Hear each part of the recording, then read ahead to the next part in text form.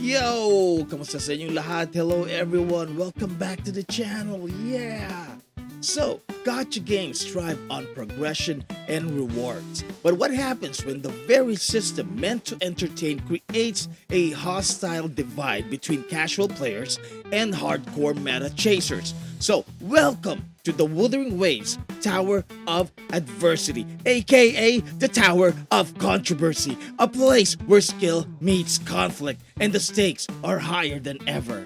As you guys all know, Wuthering Waves isn't Genshin Impact. It demands skill, precision, and fast reactions. This focus on high-level gameplay has fueled a growing divide between casual players looking for fun and meta chasers obsessed with optimization. Recent drama surrounding the Tower of Adversity has exposed just how toxic this divide has become.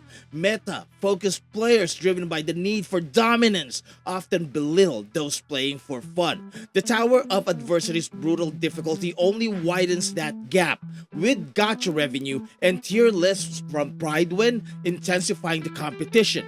Casuals face constant criticism for not playing the game right. If you've been living in a rock for the last couple of days, then you should know the meta giga chads of Wuthering Waves, the guys who prefer to become meta slaves and tryhards, are actually criticizing soft, casual players. This recent drama is perpetrated by the vocal minority, led by its leader, Saintontas, who has been on the offensive, attacking other content creators like GachaSmack, Fobmaster, and Vars after his recent victories over Pridewin and Gacha Revenue. Do note that these three content creators he's attacking right now have mostly played Hoyoverse published games, such as Genshin Impact, Honkai Star Rail, and Zenless Zone Zero.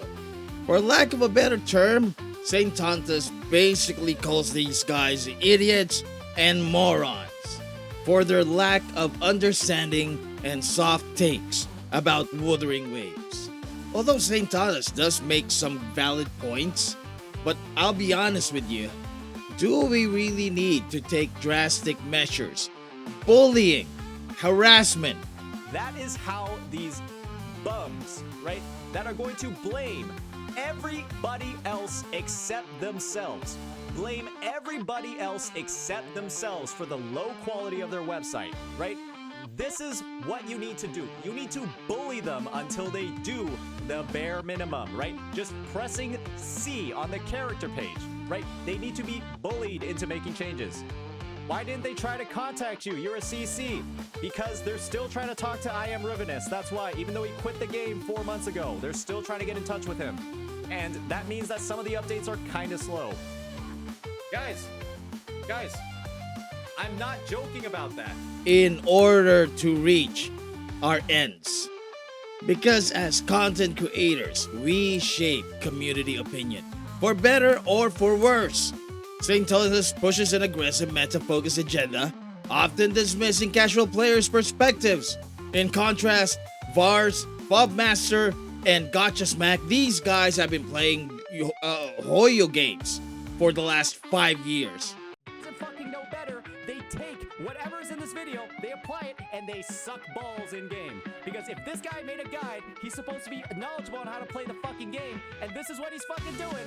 Oh god, the community is fucked. I can see why wuwa's considered such a hard fucking game, because all the guide content apparently is just absolute dog shit dog water. Like, what? How do you make a guide on the character and then use them like this? You literally swapped off of them with the 3/4 of a bar.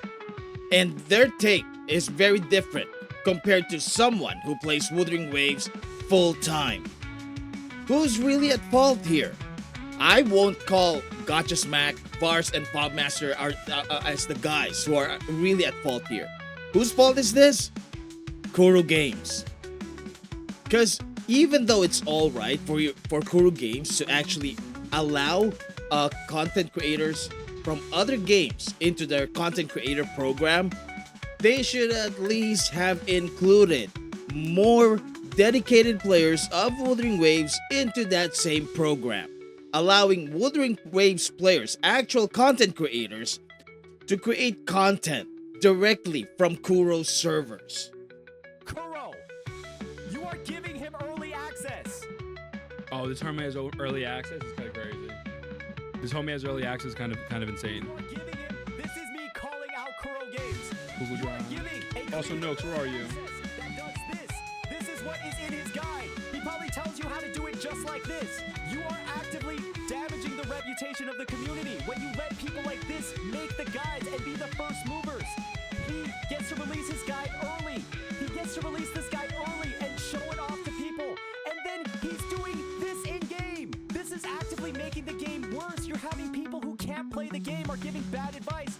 There's Kuro, there is somebody watching this guide and they're doing this. And then they're like, everything sucks. He's in the motherfuckers getting praised for this. Yeah, Saint's having a rough day. Okay, let's go back to the video. However, I'm thinking, is this just another tactic to get more engagement? Is this engagement-driven rage baiting that has pushed creators to stir up drama for views? This dynamic has led to bullying, gatekeeping, and a toxic feedback loop where casual opinions are mocked or dismissed outright. Did we just allow fascists to lead this community? Why is it that casual players are being criticized and being discriminated at in this game? Is this some kind of new world order wherein valid criticism, valid observations, suggestions towards the improvement of this game is being cock-blocked by the vocal minority, the giga chads, the meta chads of this game, of this community? And is it fair to lock essential content behind extreme skill checks?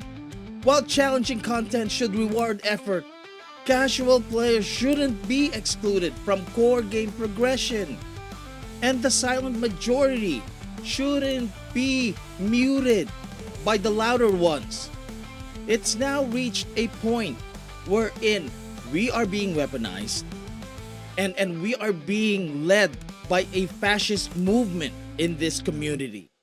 We should be welcoming new players. We should be welcoming casual players. We should be encouraging discussion rather than choking us, stuffing us with one single opinion, with a gigachad opinion about the game.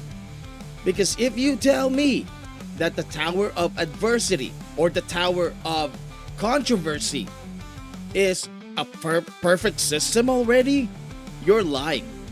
You are friggin' lying. There's still room for further improvements in this game. Let's not overglaze this. Let's not. If you think that in order to get into the content creator program requires you to overglaze on this game and to force your opinions onto others, and Kuro Games actually encourages this, then you're telling me that Kuro Games is indeed the source of the problem. Now, I have a lot of respect for all these content creators. A lot of them, in many ways, have influenced me to become a CC as well for Wuthering Waves, especially Saintontas, because if my memory serves me right, Saintontas is probably the first content creator about Wuthering Waves that I actually follow. But the way that this thing is evolving after like only 6 or 7 months since the launch of the game is ridiculous. It's become very toxic, very hostile. And I think Kuro Games should start intervening before the shit hits the fan. And one way they can actually do that is actually creating separate modes. One, a mode for hardcore players, and two, a mode for casual players of this game. Another way they could do this is by creating a separate reward system for skill-based gameplay. For example, in the Tower of Adversity, if you manage to complete all of the towers, then you will get all of the asteroids. But if you actually get all of the stars, or the more stars that you get, the more rewards like skins, banners, and exclusive titles that you can also receive. This would ensure everyone feels rewarded while motivating top players to aim higher without alienating its core casual gamers. And finally, I think Kuro Games should start accepting actual full-time Wuthering Waves players into their content creation program. And this one, I definitely agreed with this with Saintontas. I'm surprised that content creators such as Maggie, for example, is not even part of that content creator program. Kuro Games, look, you need to put actual content creators that are focused on playing Wuthering Waves, that are really creating original guide content about Wuthering Waves. It's okay for you to put in your, like your part-time Wuthering Waves content creator there, like I Win to Lose Gaming or Gotcha Gamer or Brax, Vars, all of these guys, Gotcha Smack, it's fine. But also include some full-time Wuthering Waves content creators into that program. Now, for the rest of you CCs, fucking shut up. Calm down, people. Open up the floors for discussion. Embrace new players. Embrace the casuals. Teach them how to fucking play this game instead of wasting your time in name calling and bullying tactics and harassment and then shoving that into our faces. Why don't you actually find ways to further improve this game? Open up the forums so that we can get more feedback from different people who play this game differently in different ways. Diversity is the key to the future, not this friggin' meta Chad, Giga Chad mentality that you guys are feeding us with. Wuthering Waves, this game has the potential to be one of the most engaging gacha games ever. But only if this community can unite and overcome its toxic tendencies. You know what? Instead of toxicity, I want us to push for a better balanced game, respecting diverse playstyles, and make this game worth staying in.